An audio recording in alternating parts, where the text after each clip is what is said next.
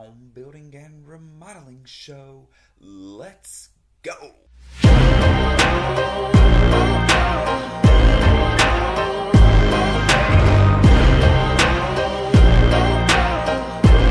Welcome everybody to the home building and remodeling show. My name is Chris Kirby and I'll be your host. I am the owner of 3 construction companies on the Alabama Gulf Coast. The show is about residential construction. We're going to cover topics of home building and remodeling. Are you thinking of doing a remodel or building a home? Are you a contractor looking to improve your knowledge base or grow your business? Have you ever done a remodel project or built a home? There were so many things you wish you knew or that you could have done differently during the process. Then this show is for you. We break down the process of building and remodeling and how to have the best results during your project. Whether you're a DIYer looking for tips, someone looking to hire a contractor to do a project, or a contractor looking to expand your knowledge base or your business.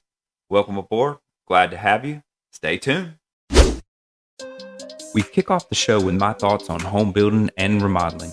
I'll share best practices and talk about some of our experiences in business and out in the field. These shared thoughts and lessons learned are meant to help you on your very own journey. Let's go. Your trade license, your state trade license. What does that mean?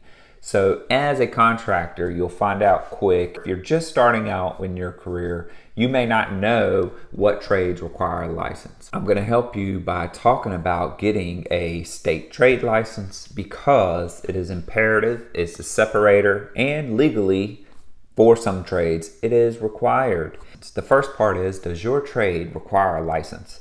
Certain trades require a state license to perform work. Find out what trade licenses are required by your state. Electrical, plumbing, HVAC, those all require, and those are just 3 off the top of my head, but there are tons more that require an actual state observed exam. And once you have, and there's an apprenticeship too, portion of that. I know as a plumber, you need to have a certain amount of hours that are documented under a master plumber. Same thing for electrician. So once you get those hours, you take the exam and then you can become an individual electrician, plumber, HVAC technician, things like that. So what can you do without the trade license? That goes back to more of the cosmetic stuff, which is like installing tile, installing floor covering, so LVP, stuff like that. Painting. So really those are your major ones that you can do. Some of the handyman stuff that you can do without having a trade license. So do those types of jobs before you step up to the bigger, more involved work, because I know like here in Alabama too, not only is it having a trade license, but even as a contractor in general, once you reach a certain dollar amount on a contract, you're required to have a home builder's or state remodeler's license. So those are things that are separators. They're important for you to get that trade license, figure out what types of jobs you can do those jobs. And then as you again elevate yourself and your company, look into getting the required license. Why get it? Being licensed means you're serious about your craft and are willing to professionally develop. It makes you more marketable as a contractor. Most importantly, you can get the appropriate license and insurances for being an electrician, a plumber, HVAC technician, things like that, that you can't get without that license. And there are huge benefits to having that state trade license. It's not because you don't know what you're doing if you don't get it. And that's where the next paragraph here comes from. Don't listen to the naysayers. So you have people who have done this type of work their entire life, and you can't take away from their mastery and skill, but you will have some that will go and say, you don't need that license to perform this type of work. But don't listen to the naysayers. You're going to hear plenty of contractors say you don't need the license to do what you're doing, and they don't have theirs for a reason, and that's okay. Master carpenters and things like that. It's all hands-on, and it's really skill you develop over time. But if you want to have a contracting business and have the appropriate licenses and insurance, this is why you need to get your state trade license. You can't build a home without having a home builder's license, nor should you. There are educational requirements and there are ways to run a business. It's not just because the state is wanting you to have that trade license to prove your skill, but more importantly, they check for they pull a credit file, make sure financially you're fit. There are a lot of contractors who will take people's money and things like that. So it's way more involved than just do you have the skill or not, and do you need to get the license because you already have the skill. No, there's a lot more to getting that license than just taking the test and knowing that you have the skill. They screen you in a lot of different ways. And now we move into Shop Talk. It's the portion of the show where I bring in a co-host and we cover trending topics in home building and remodeling. Hope you enjoy. Let's go. Well, where are they celebrated? They're not. Right. You know, that's what I'm tired of. You know, there's nobody for these kids to emulate because we're not highlighted. Business professionals are highlighted, right? Lawyers and doctors and all of that. But we probably have the most important segment in the world, in the United States, is construction, right? We got to build these houses. Housing, if the housing market crashes, the entire economy crashes. If home building levels aren't good, the economy's not good. If so our industry matters so much. However, you can't get the kids into this field because they don't see it. It's not out there as a topic of interest.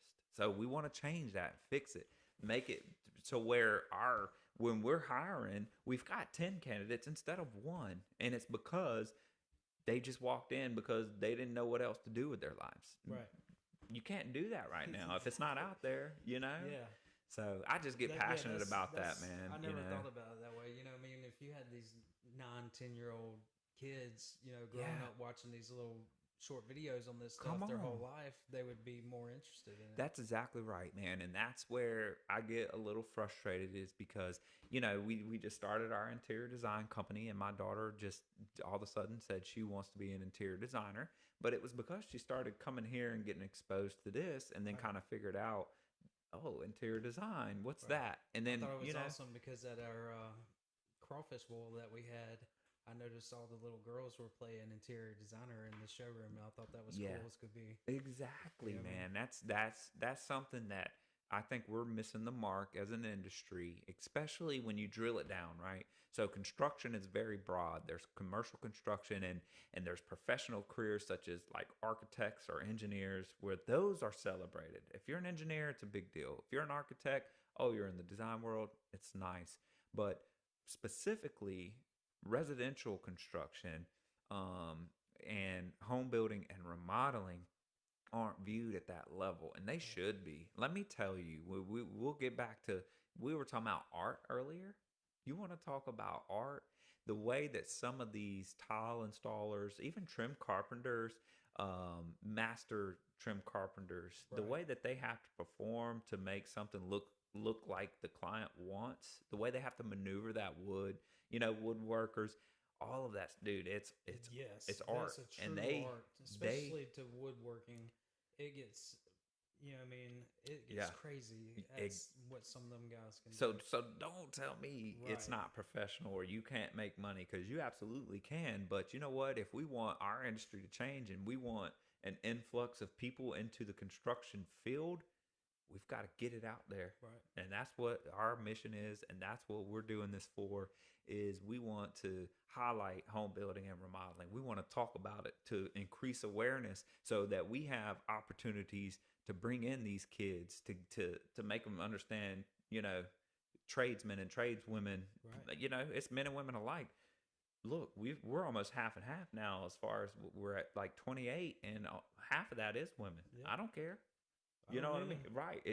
Let's go, but we've got to get out there and we got to let them know that this exists. And so that's what we're trying to do. And I know we went off a little bit on a tangent, but we get passionate about this. And that's the entire purpose of this thing, is to increase awareness of our industry and to show everybody that you can have a career in construction, and that it really is it has redeeming qualities. And I know Adam is very passionate about the fact that it is, you can walk in here and really have a home, and start to work and fix your life, and no matter really almost what you've done, it this field can redeem you. It can help you get on with your life, and you can have a very rewarding life. Yeah. You know what I mean? Yeah, and you're a testament to that, man. Like, seriously, just where you are now, and in your position, and even in this company, and as we grow, again, you're that guy that went from a construction laborer to now you're a general manager in a growing, company. Right. So that's a big deal, It's and very exciting. Yeah, it's personal to I us. appreciate it. Yeah, absolutely, man. I get excited because it is personal to us, and we did grow up together, but we've got people here that are in that same boat, that are now have opportunities they didn't have before. Exactly. And so we've got to get out there and increase the awareness. And if anybody out there wants any of our checklists or wants to talk to us about how we've done how our company is structured and how we do our apprenticeship program, please reach out so we can get you that information. You can look at our website, thehomebuildingshow.com, or you can reach out to us via email at thehomebuildingshow@gmail.com, and I'll respond to any questions that you may have. And Adam, as always, we appreciate you coming on. Appreciate and we'll keep beating that drum and tell more stories, and we'll get into the weeds about the daily life of a project manager, a general manager, and sharing those experiences so you can learn, and we just are blessed to be able to do this. So very much. All right. Yeah. Appreciate you guys. Thank you. All right. Now we're going to move into the portion of the show where we talk interior design. We're going to bring in an interior designer, and we're going to talk trending design and products. Hope you enjoy. Let's go. So, how do you build trust with a client as an interior designer? Well, a lot of that's personality. I mean, I'm a pretty transparent person, so Right. you either you get to know me pretty fast, whether you like it or not. But so how do you break no, that I first just barrier? kind of just talk to them. I'm not too nosy, but eventually it's kind of crazy because it does end up being a close relationship, whether or not that was intended or not. But I've had clients cry on my shoulder, and obviously that didn't start off on day one.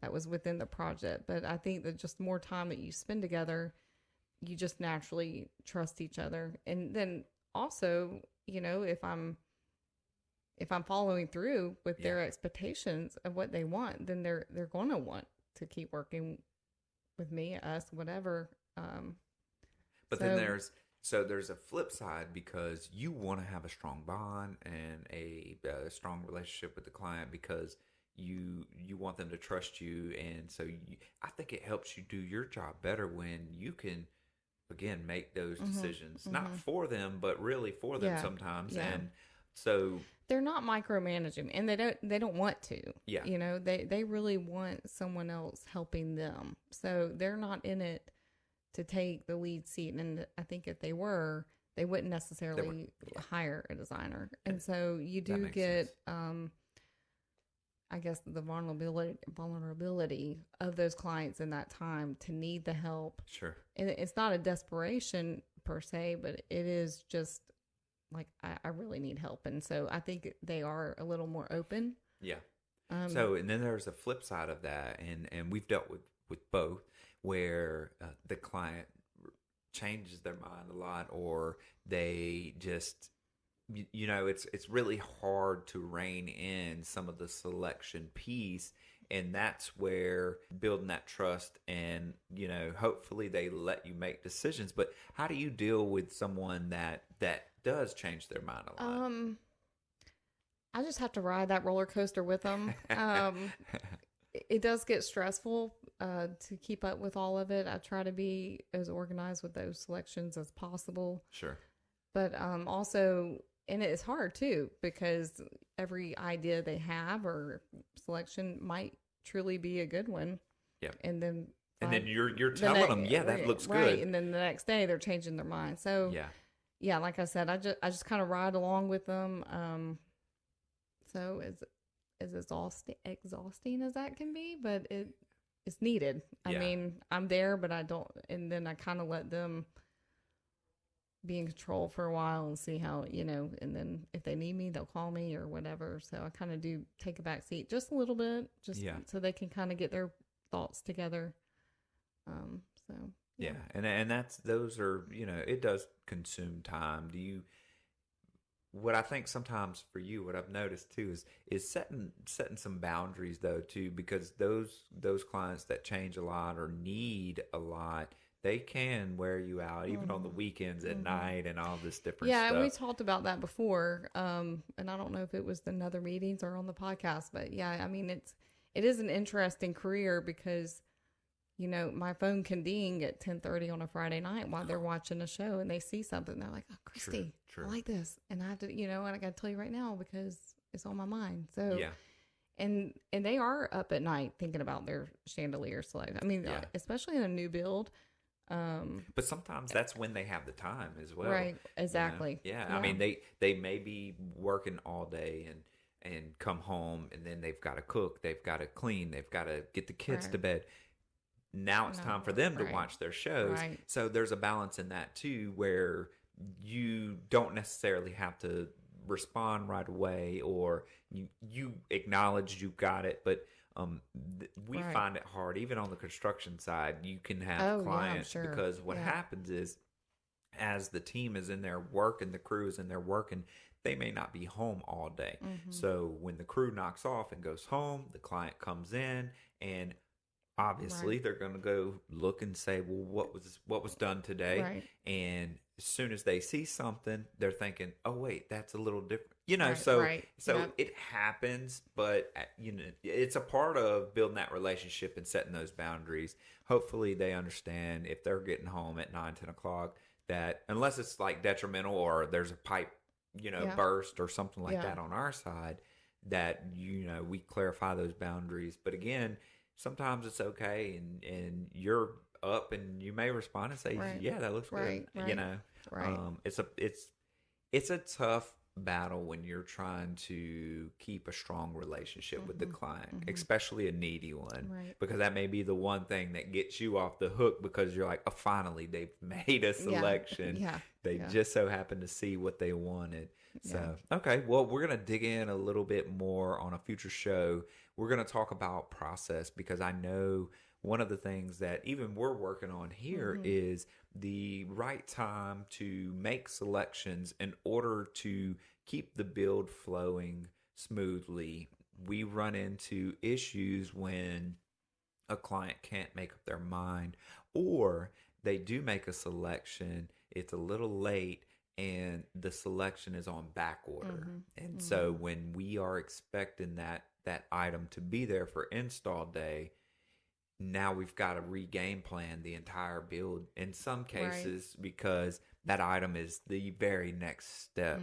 So we'll get into that on a future date. But as always, I appreciate you coming on and talking interior design. No, I hope you are having fun with our company, and Christy's in work on a couple of new builds, one being a barn dominium, which we definitely will do some more shows talking about barn dominiums, and if there's any different design that goes into the interior design part of a barn dominium, it's a little bit different. So but anyways, thank you guys for watching. Thanks, Christy. Until next time. Thanks. Bye.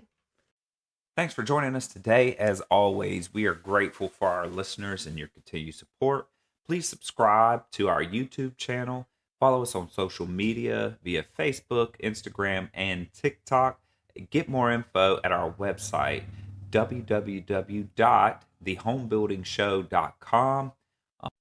And as always, remember who we are, the Home Building and Remodeling Show.